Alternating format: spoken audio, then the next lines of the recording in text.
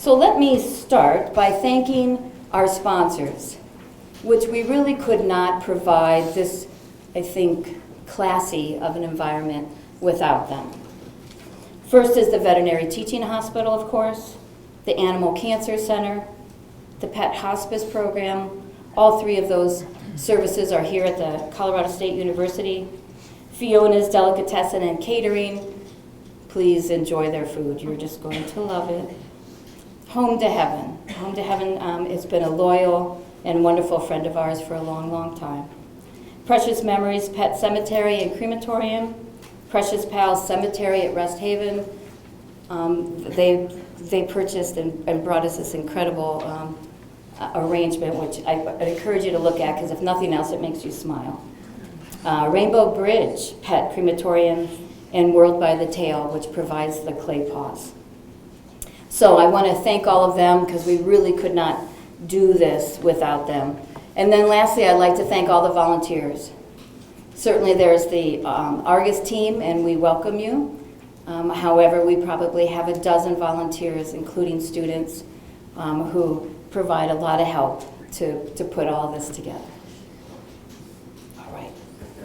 So a wise man, and probably a woman was behind him, just saying, once said, a bereaved person, no matter what his or her age, needs safe places, needs safe people, and needs safe situations and environments. And that's what this afternoon is all about, right? I mean, this is a safe place. I would encourage you to just take a couple of seconds right now, especially for those of you in the front, to look back and look around, because these are your people, right? Please do that. Just look. Everybody in this room has an animal that they love, and they loved, and they're here to celebrate that life, that love, and to be with others in a safe place. So thank you for coming, especially during the Bronco game, you know. And I'm just going to ask, just because I'm going to lighten this up a little bit, how many are Bronco fans? How many are Raven fans? Thank you. Oh, we have one brave soul. All right, you might want to leave early. But thank you, because I know that, you know, you give up a lot today to be here, and we're just so honored to share the day with you. So I speak for all of us when I read this quote. I share with you the agony of your grief. The anguish of your heart finds echo in our own. I know I cannot enter all that you feel, nor bear with you the burden of your pain. I can but offer what my love does give, the strength of caring, the warmth of one who seeks to understand, the silent storm-swept barrenness of so great a loss. This I do in quiet ways, that on your lonely path you may not walk alone. And you're not alone today. Not only are there many in the room that understand, many who are here to help support you, but it is my belief, and I'll own this, is that our beloved ones that have gone beyond and in front of us are with us, if nothing else in our hearts. And as we look at the slideshow today, we're going to remember a lot of wonderful, wonderful memories that they've provided us. Because even though the room is full of sorrow, we would not have that sorrow if we hadn't loved so deeply, right? I mean, they gave us so much love. And they do it so unconditionally, with not a whole lot of demands. You know, I have an 18-year-old kitty cat, and sometimes he's kind of demanding, but that's okay, right? So today is about love as much as it is about grief. Before Katie has her beautiful song, I will read one more passage that I particularly love. The courage to grieve. Grief is a wound that needs attention in order to heal. To work through and complete grief means to face our feelings openly and honestly, to express or release our feelings fully, and to tolerate and accept our feelings for however long it takes for the wound to heal. For most of us, that's a big order. Therefore, it takes a lot of courage to grieve, especially publicly. It takes courage to feel our pain and to face the unfamiliar.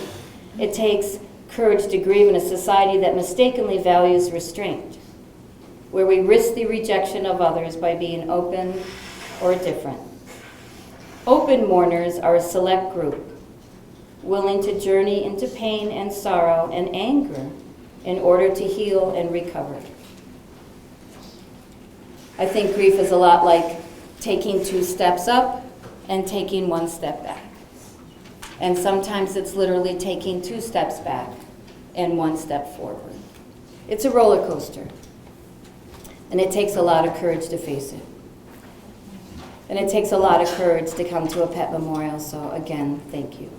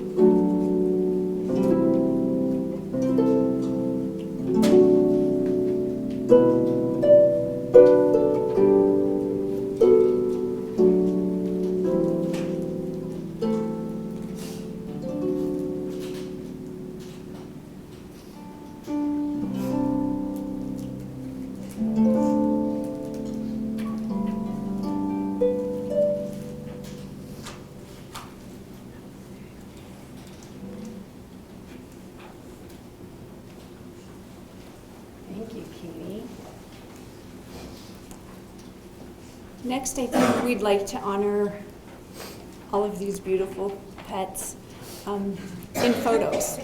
So we're going to do the slideshow now. If in the back you need to stand up, feel free to stand up or adjust yourself so that you can see the screen, okay? After the formal program is over, we'll put the slideshow on a loop. So if you feel like you missed part of it, have no fear, we'll play it again so you can watch it over and over again.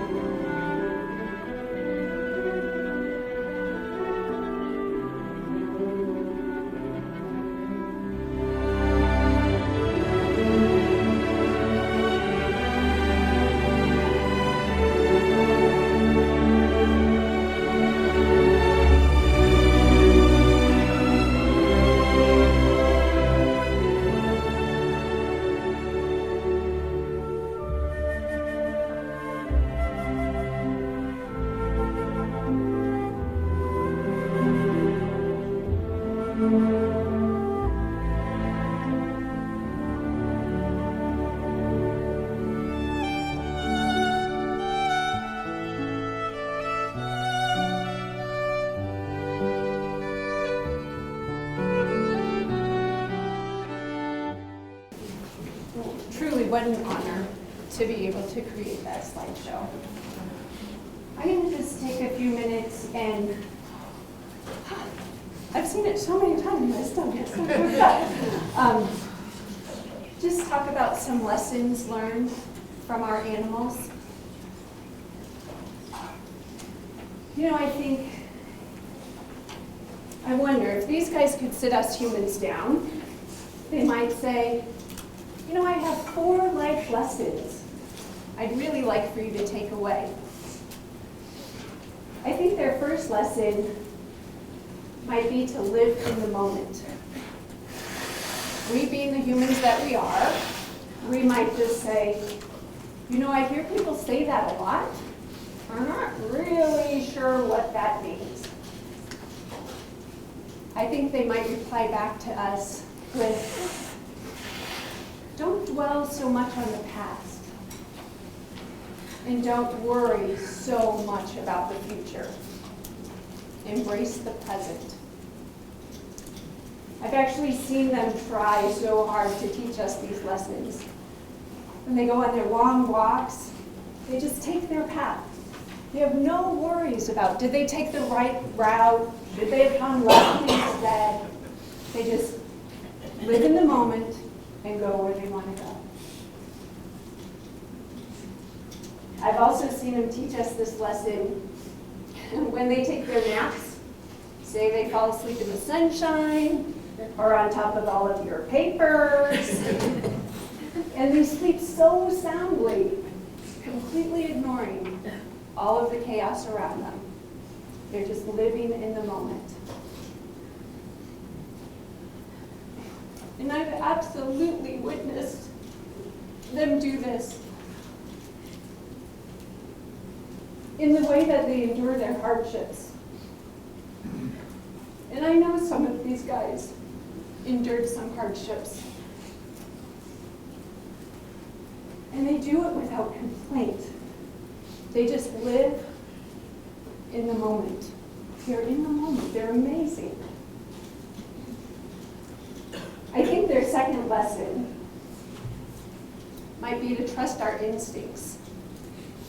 Again, we might say, I'm not so sure humans have instincts anymore.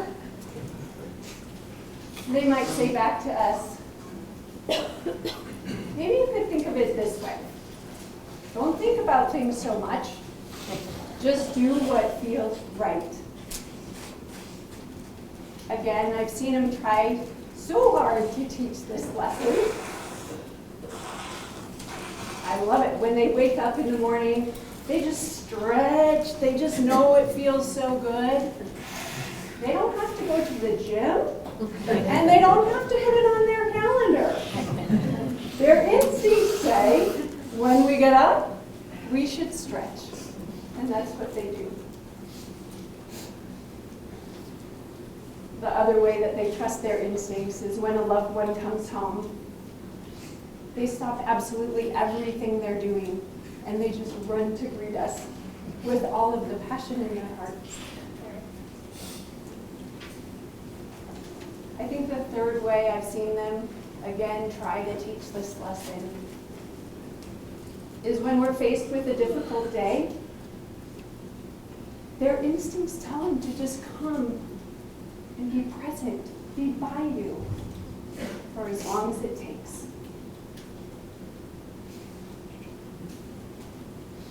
Okay, I thought they had 4 lessons, so the third lesson I think they would try to teach us is to celebrate every day.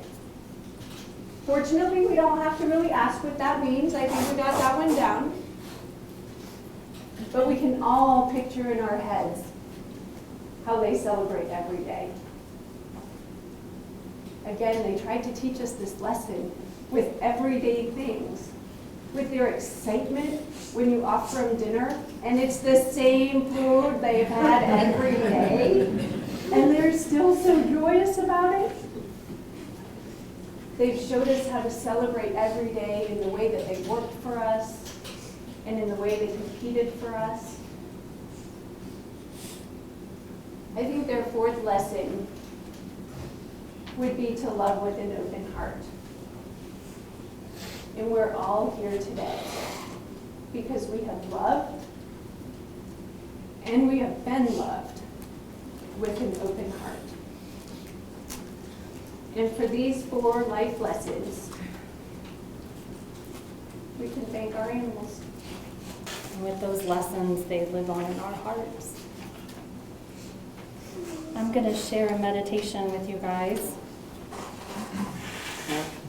May you find the strength to mourn with dignity. May you find the strength to mourn in peace. May you find the strength to mourn fully so that your heart will be healed. May you find the strength to mourn out loud so that your heart will be healed. May you find the strength to understand others when they must face a similar road. May you find the strength to mourn with patience and to be tolerant of your own need to move through this at your own pace. May you find the strength to accept that you are mourning and to be at peace with that while your heart mends. May you know that mourning is good for your heart. It cleanses your heart. It renews your inner being. May the memories of your beloved animal comfort you so that you may love again.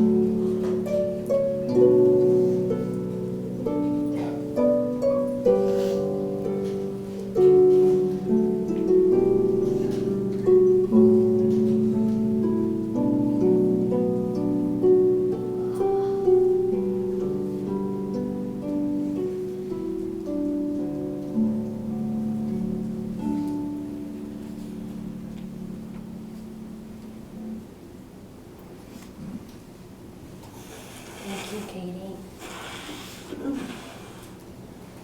And our final reading today is an excerpt from Khalil Gibran's On Joy and Sorrow. When you are joyous, look deep into your heart, and you shall find it is only that which gives you sorrow that is giving you joy. When you are sorrowful, look again in your heart, and you shall see that in truth you are weeping for that which has been your delight. Some of you say, joy is greater than sorrow, and others say, nay, the sorrow is greater. But I say unto you, they are inseparable.